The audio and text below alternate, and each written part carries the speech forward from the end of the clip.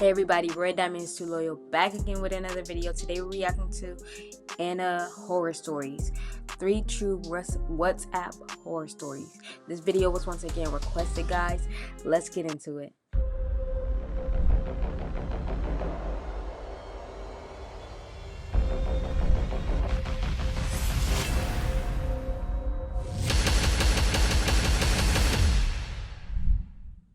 True WhatsApp horror stories.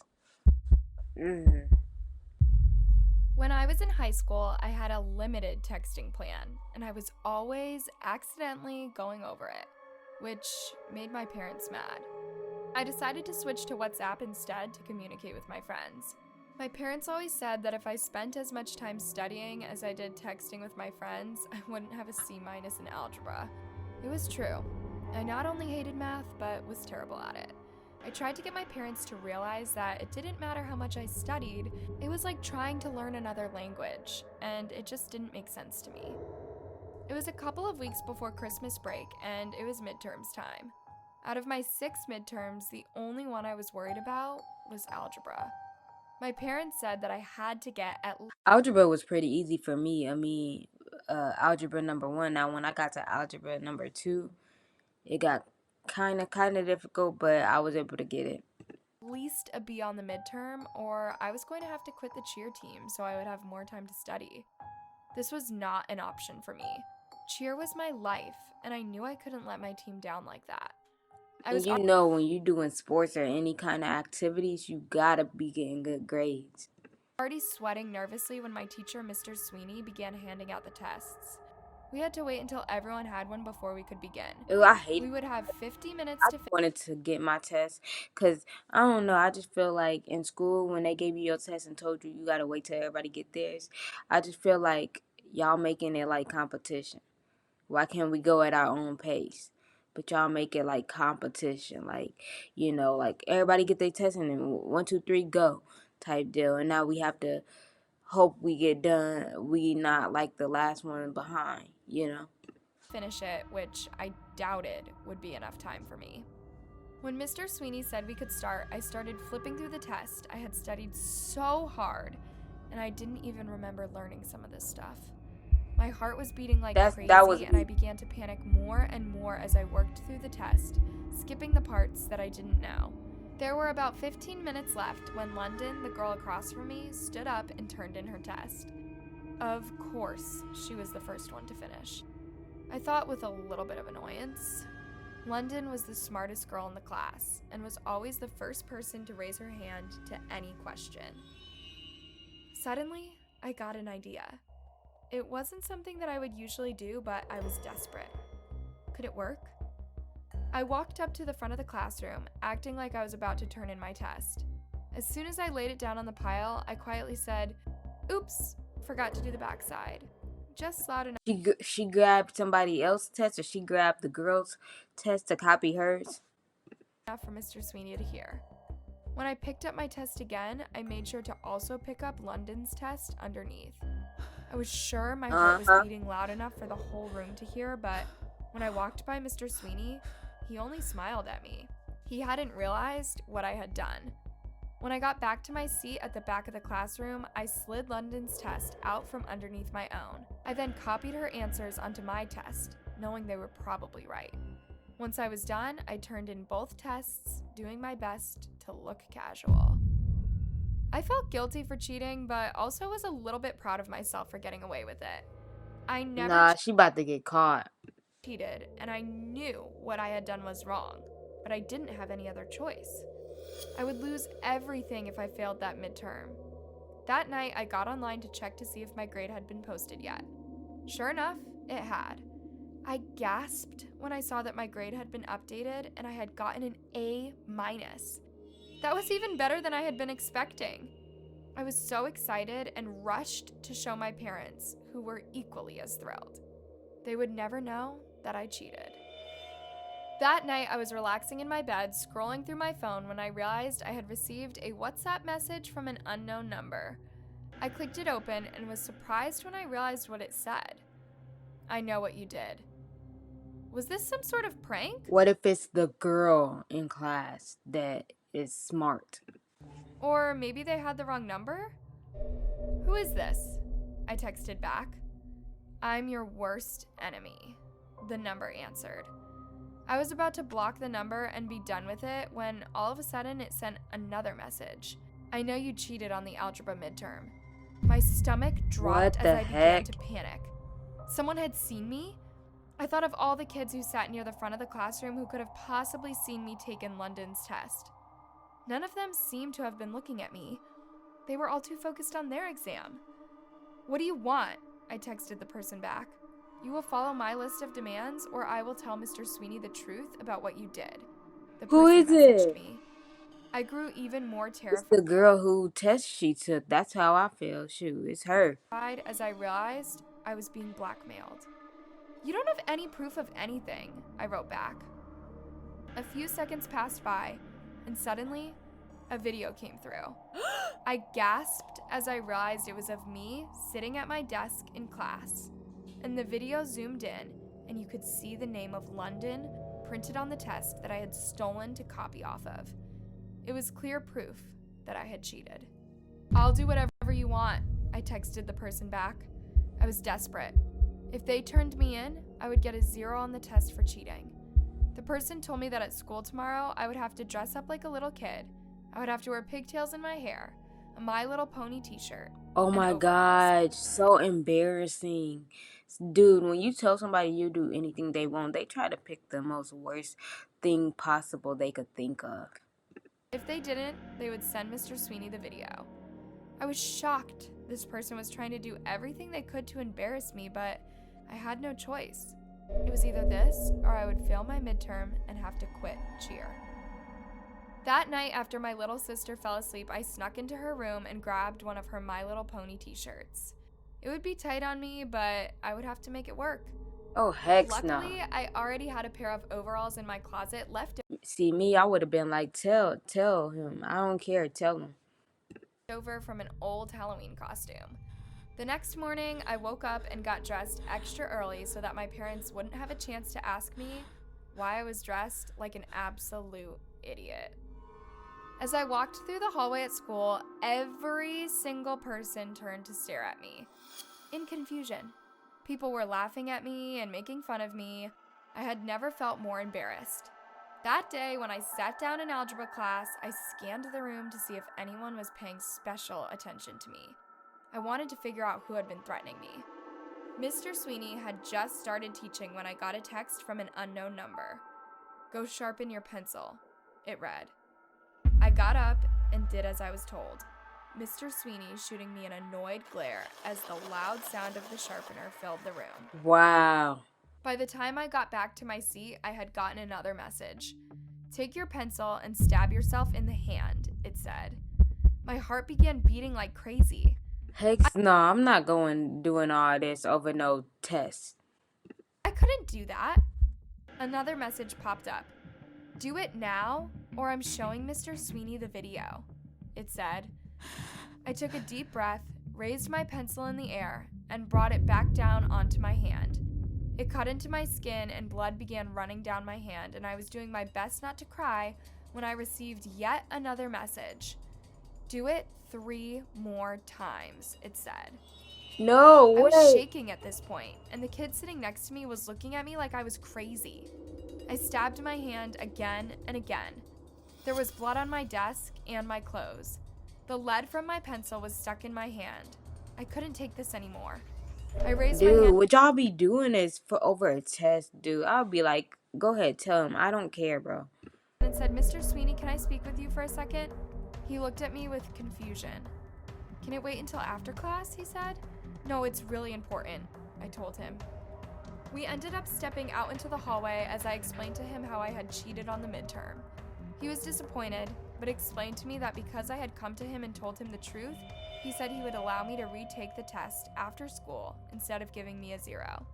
I thanked him, and we went back to class. Even though I had lost my good grade, I had never felt more relieved. Whoever was blackmailing me no longer had anything to use against me. I never found out who it was that had been messaging me, but I never heard from them again either. Wow. When I was in college, I lived a carefree lifestyle and partied all the time. I didn't think there was anything wrong with it. After all, isn't that what you're supposed to do when you're in college? I was having the time of my Yeah, party and have fun, we know. life, hanging out at fraternities, staying out late, and making new friends. To me, college was a paradise. That is, until one of the scariest things in my life happened. It all started on a Friday night. The night started just like any other. My friends and I were pre-gaming in my dorm and getting ready. The bathroom counter was covered with makeup products, curling irons, and hairsprays, and everyone was fighting to get enough room in the mirror. When we were all finally ready, we caught an Uber and made our way to one of the most popular bars on campus. We were meeting some of our guy friends there. The bar was packed with people, and everyone was dancing and singing. I made my way through the crowd up to the counter, where I was going to order a drink. Before I could say anything to a bartender, a hand reached out next to me and slid a $20 bill across the counter. I turned and looked, and it was an older man, old enough to be my dad. He wore a suit jacket and a He probably trying to flirt low-key. dress shirt, and his hair was slicked back. "Put whatever she wants on my tab," he told the bartender, and I realized he was offering to buy me a drink. I wasn't about to say no to that, so I thanked him politely and ordered a Cosmopolitan. As I sipped my drink, the man asked me questions about school and my major. It turned out that he was actually an alumni and had graduated from my school a long time ago. He was in town for the weekend because of the big football game. For a while, I enjoyed listening to him talk about the good old days when he was in school, but after a while I realized I was 3 drinks in and had no idea where my friends were. I was feeling tipsy and knew that they would be worried if they... I be making sure I stay with the crowd I'm with. I don't be venturing off and be talking too long to other people because I ain't trying to lose my friends. couldn't find me. You I don't thanked the man for the drinks and told him I would have to be on my way. Surprisingly, he asked me for my phone number. Of course. He was probably twice my age, and I thought he was just being nice, not trying to hit on me. Instead of telling him no, I wrote down a fake number. "You sure this is your real number?" he asked me, looking suspicious. You don't believe I this, nodded my head, that trying that's to look real innocent, and then slipped off into the crowd. The rest of the night went off without any problems, and thankfully, I ended up safe in my bed that night. The next evening, I was getting ready to go to a house party when I got a message on WhatsApp from a number I didn't recognize. "I know you It's gave the old man from the bar. me a fake number, and now you're going to pay," the message said. Wow, he My mad. stomach dropped as I realized it had to be the guy from the bar. How had he gotten my real number? I decided to just ignore the message. I would probably never see that man again. That night at the party, I ended up drinking way more than I should have. I knew I needed to go home, but the guy who had driven me was passed out on the couch. I decided I would have to walk back to my dorm. It would take about 30 minutes. I had just left the house when I got another message from an unknown number. "I'm going to kill you. I'll break every bone in your body," it said. I was terrified. So he that mad. He about to kill her. It was so dark Over and there was a nobody fake on number. the streets. I had no choice but to keep going. I was about halfway home when a figure stepped out of the shadows and stood in front of me. My heart began pounding as I realized it was the man from the bar, and he looked mad. "You think you can just use me for a few drinks, do you?" he asked, stepping closer to me. I could only shake my head no. He took another step closer to me, and I took off running as fast as I could. The alcohol was still thick in my system, and I fell to the ground, face first. The man only let out a terrible, evil laugh. I was trying to stand back when he stomped on my leg. I heard an awful snapping sound, and I knew it had broken.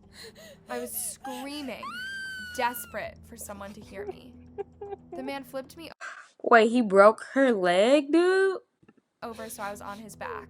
He then kicked me right in the face, causing me to spit out blood.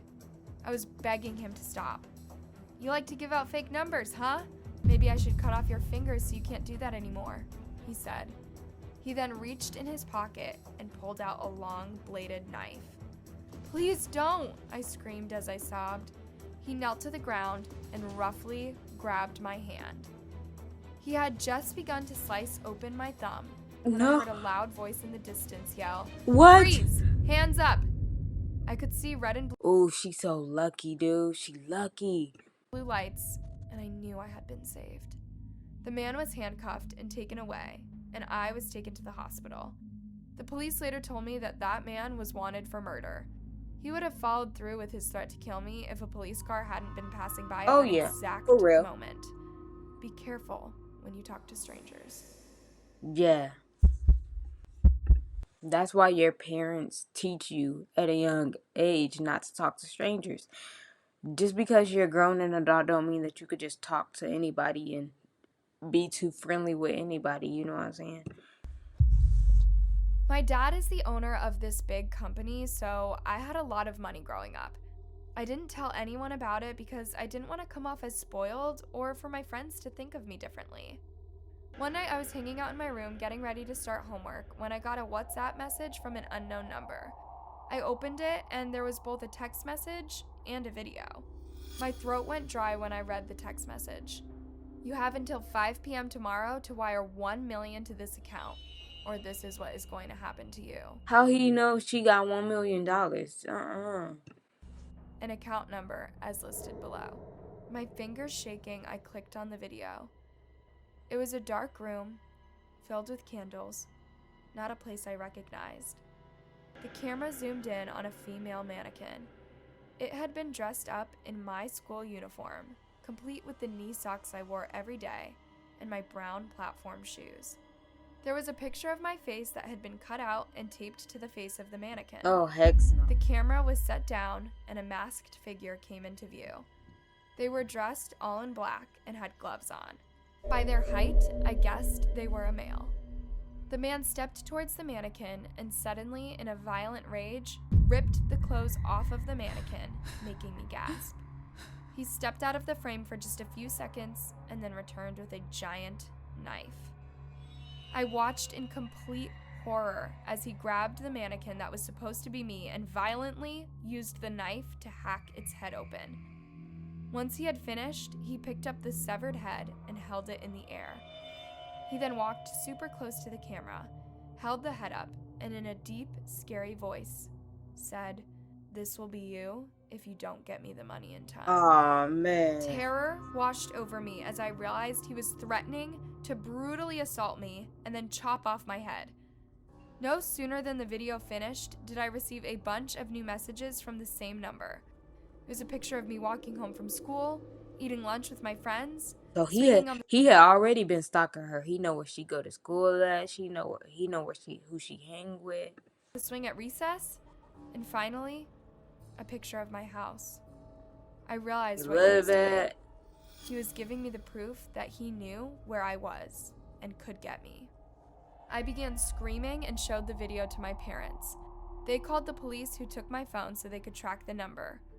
For months, I had 24-hour guards standing watch over me. They went everywhere I went, even to class. This person was probably smart and used something that didn't allow the police to be able to track their number. The police were able to track the number, but it led them to an abandoned house. To this day, the person who threatened me is still free. If you liked this story, check out the other new video on Anna Horror. So they never could find the person that was doing that, but these are scary, guys. Thank you guys for watching. Like this video if you want me to react to more of these videos, and I'm out.